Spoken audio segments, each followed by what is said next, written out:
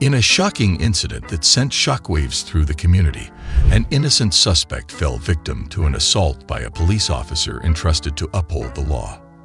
The incident, which resulted in the immediate termination of the officer, has raised serious questions about the conduct and accountability of those sworn to protect and serve.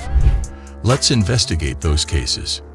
In Case 1, an innocent boy, David, patiently waited for his girlfriend, Alice, outside the nail salon while she got a manicure. Absent-mindedly scrolling through social media, he was taken aback when two police officers approached him. To his disbelief, they suddenly arrested him, tightening handcuffs around his wrists. Confused and anxious, David struggled to understand the unjust situation he was in as the female officer read him his rights. Despite his fear, he tried to remain composed and cooperate as they led him toward the waiting police car. The female officer maintained her composure, her voice unwavering as she stated, "Sir, you're under arrest for loitering. It's a violation of the law." David's confusion grew even more profound. He couldn't comprehend how merely waiting outside a business could be construed as a crime. He desperately searched for a logical justification for the officer's accusation, considering that he had just paid for his girlfriend Alice's nails, making him a legitimate customer. The notion that simply being in proximity to the establishment could be deemed loitering left him baffled and bewildered. As the events unfolded, David became increasingly perplexed and uncertain.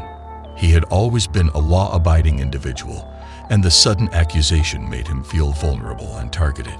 Understanding that he was just waiting for his girlfriend, Alice, inside the salon, David attempted to reason with the officers. However, the female officer cited a law defining loitering as behaving in a manner that deviates from normal conduct, potentially causing reasonable concern for others' safety. Despite David's efforts to prove his innocence, the situation escalated, leading to his arrest and a night in College Park Jail. Alice was shocked to find David missing and quickly sought answers from the officers. Learning about the loitering charge, she couldn't comprehend the unjust situation and urgently called their friend JJ for help in posting bail. Unfortunately, they lacked sufficient funds, leaving them no choice but to wait until their court hearing on Monday. Filled with frustration and anger, David couldn't understand why he was being punished for a crime he didn't commit. In jail, David and Alice decided to press charges against the female officer, suspecting personal bias and misuse of authority. When Monday came, they presented their case to the judge, who attentively listened and ultimately dismissed the charges against David.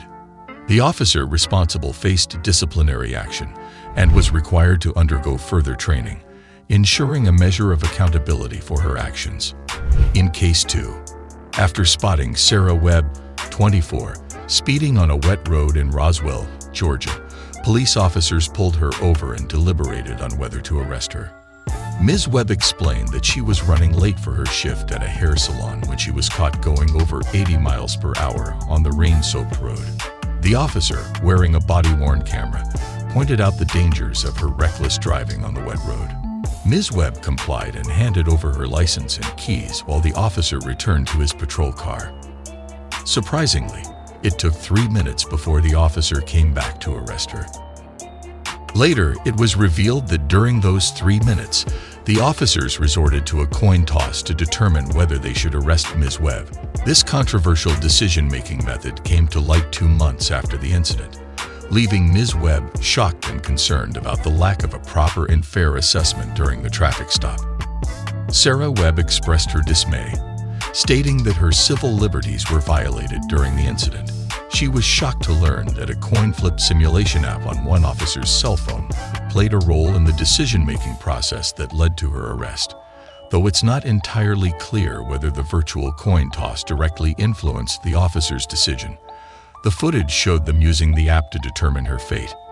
After the Roswell Police Department's chief, Rusty Grant, became aware of the incident, he promptly put the involved officers, Christy Wilson and Courtney Brown, on administrative leave and initiated an internal investigation. The footage of the arrest captured the officers discussing whether to arrest or release Ms. Webb, with one officer suggesting she had to drive at high speeds to catch up with her.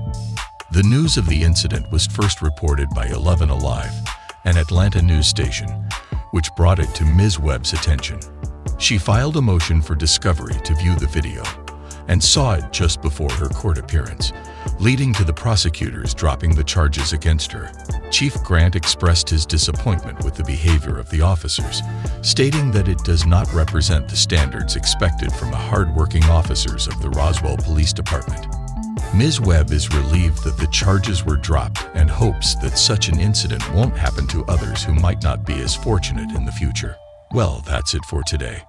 If you found this informative, subscribe for more updates, like and share to raise awareness. Don't forget to hit the bell icon for notifications.